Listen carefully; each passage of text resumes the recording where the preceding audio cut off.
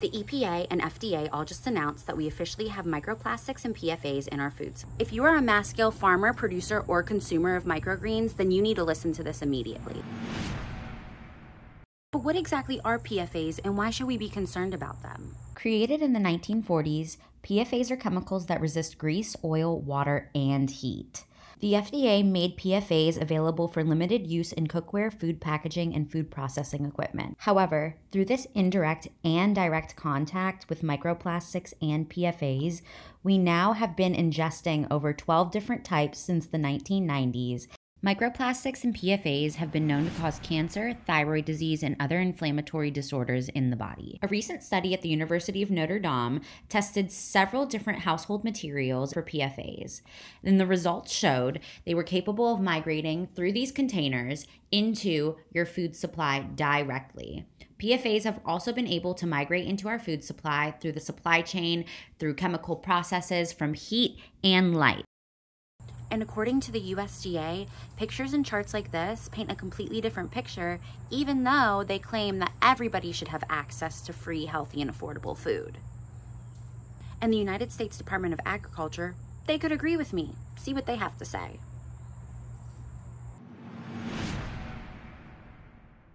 So how do PFAS and microplastics even relate to microgreens? With over 90% of mass-scale growers, producers, and consumers using plastic trays and artificial light to grow microgreens, PFAS and microplastics will seep into the rooting system and therefore your bloodstream. But we can no longer market something as healthy when microplastics and PFAS are being concentrated into the leaves and roots. Microgreens are known to contain 40% more phytonutrients, vitamins, and minerals than their adult counterparts. The small stunted plant has not gone through numerous cycles of photosynthesis, oxidation from heat, and root growth, which cycles out nutrients over time. With all of that being said, here's the #1 way to grow sustainable and healthy microgreens. The supplies that we need are going to be a clay tray, microgreen seeds, a good soil, and a lot of water, love, and care.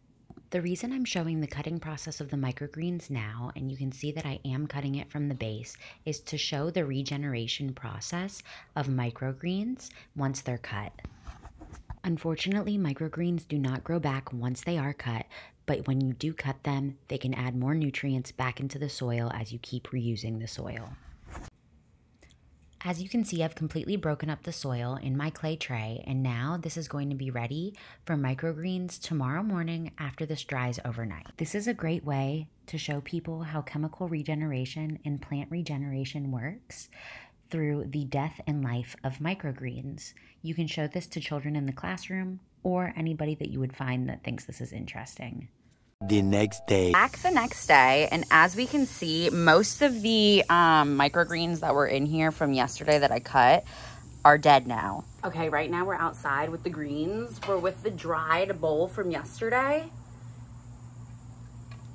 I think I just like dropped stuff anyways. So we're with the dried bowl from yesterday, and we're gonna go ahead and we're going to replant new microgreens in here. That way I can show you the process. So the first thing that we need to do is get this soil very, very wet. Bring this up all the way with water. I'm just allowing this to rehydrate. So yeah, now this is rehydrating. I will come back in about 5 minutes. Now we can see that this is super hydrated. All we have to do now is just drop the seeds in. Honey, I had to put my hair up for this one. It is too hot out here. It is September and I'm sweating, okay? But I'm using 3 different microgreens today. One, I'm using the spicy salad mix. I'm adding arugula. It's a really good addition to the spicy salad mix because I stopped like buying lettuce and spring mix and stuff like that. And now I just like eat microgreens. Last thing, this is more for the color. See that?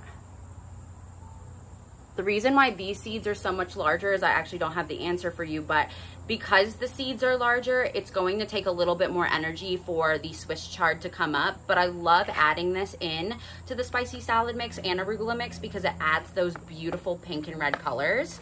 Now that the seeds are on top of the soil, we want to go ahead and fill this up with water and let them soak for a few hours. After a few hours, some of this water will be evaporated and we can go ahead and top the seeds with extremely damp soil. After a few hours, I've covered my microgreens with a light layer of damp soil. Keep this in a cool, dark place for the next 3 days, and after 3 days, start implementing it under sunlight. On the 15th day, which is the optimal time for protein synthesis in the body and the most amount of nutrients you can get from microgreens, should look something like this. Studies and charts like this can show us exactly how much nutrients and protein is in each microgreen.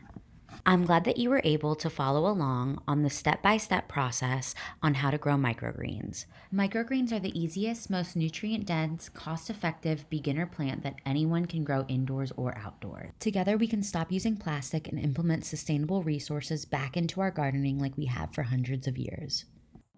Don't forget to hit the subscribe button, and I'll see you in the next video.